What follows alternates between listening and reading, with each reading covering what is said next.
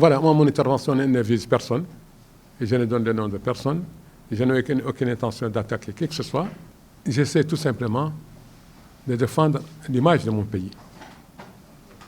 Parce que dans ce genre de choses, quand il y a des injustices à l'endroit de qui que ce soit, on va tous dire c'est la Mauritanie, c'est que ce n'est pas la Mauritanie.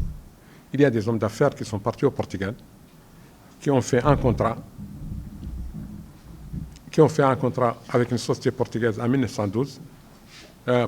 2012, et pour l'acquisition d'un bateau, de bateau Castellones do Mar, pour un montant de 200 000 euros.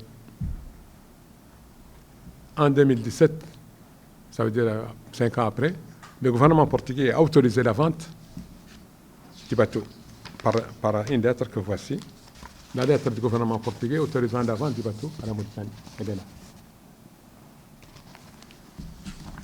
Alors, la société portugaise, après avoir reçu l'autorisation de vente du bateau, elle a livré le bateau à la partie mauritanienne avec l'engagement qu'ils vont leur virer les premiers 100 000 euros parce que le contrat prévoit 100 000 euros à la livraison et 4 prestations de 25 000 euros chacune. Donc, ils ont payé le bateau.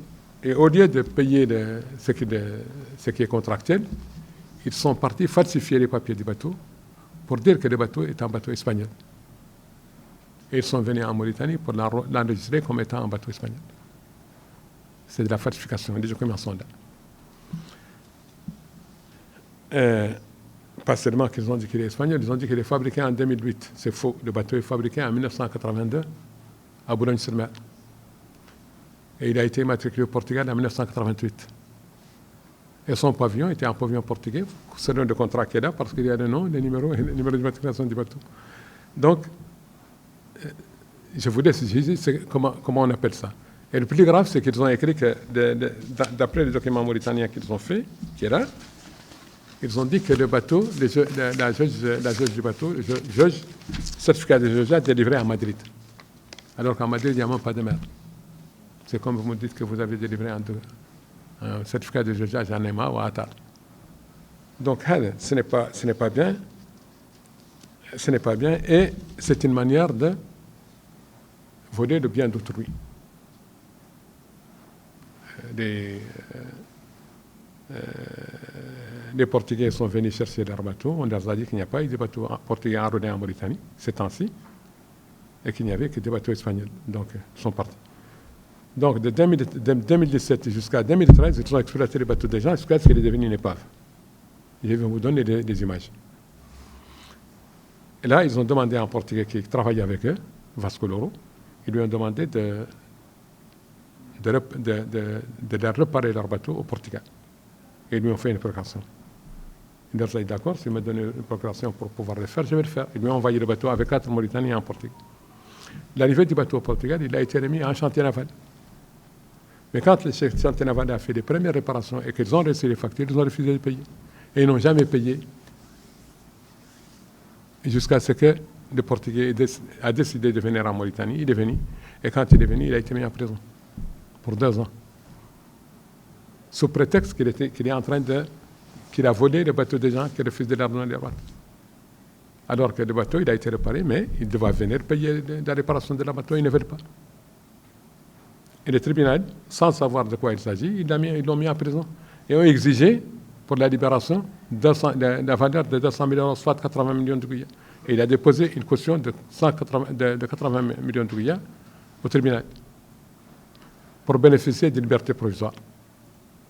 Parce qu'il était malade, il avait un certificat médical pour dire qu'il a besoin de se faire soigner. Quand il est parti à la frontière, on lui a dit qu'il ne peut pas sortir tant qu'il n'a pas amené le bateau. Et on l'a ramené à Ouagadougou. Un monsieur qui a déposé la caution des prix du bateau, vous n'avez pas besoin de retenir le monsieur. Retenir pourquoi? Vous avez le prix du bateau. C'est réellement ce que vos gens ont dit. Vous avez le prix du bateau, on n'a pas besoin de faire chanter les gens, les messieurs. Quand moi j'ai appris ça, je suis parti à Ouagadougou, j'ai trouvé que dans sa maison, il y avait 2 policiers qui vivaient à ses frais et qui l'empêchaient de sortir et qui empêchaient les gens de rentrer chez lui. C'est l'instruction du procureur. Alors, ce n'est pas à faire. Le monsieur, il a une liberté provisoire. Soit il est en prison, mettez-le en prison, ou il est en liberté, il faut libérer. Vous n'avez pas besoin de mettre des policiers chez lui. j'ai été obligé de revenir ici, voir les ministres, pour que les policiers sortent en 20e siècle. Et ouais, la grande surprise, c'est que le bateau est revenu. Nous avons fait revenir le bateau, sans qu'il ne soit au courant. Moi, j'ai fait des copies des documents du bateau au niveau du ministère de la Pêche, et c'est avec ça qu'on a fait revenir le bateau. Les preuves sont là. Alors, quand le bateau revient, qu'est-ce qui doit être fait? On doit restituer au monsieur sa caution. C'est la moindre des choses. Le bateau est là, vous avez cautionné 80 000, mais on doit remettre au monsieur la caution. On n'a pas remis la caution. Plus grave encore, la réparation qui a été faite, et donc les facteurs sont là-bas, et ils ont envoyé des experts. Le juge prend une décision pour remettre le bateau aux gens sans qu'ils ne payent la réparation. Ça veut dire que vous ne payez pas le bateau, vous ne remboursez pas la caution, et vous donnez le bateau au monsieur sans qu'il ne paye. Mais ça, c'est quelle loi? Mais ouais, la loi, elle doit défendre la victime. Elle ne doit pas appuyer la thèse de celui qui est en train de commettre des bêtises. Et ça, c'est honteux pour nous, c'est honteux pour la Mauritanie. Et c'est honteux pour nous tous. Et ce n'est pas acceptable.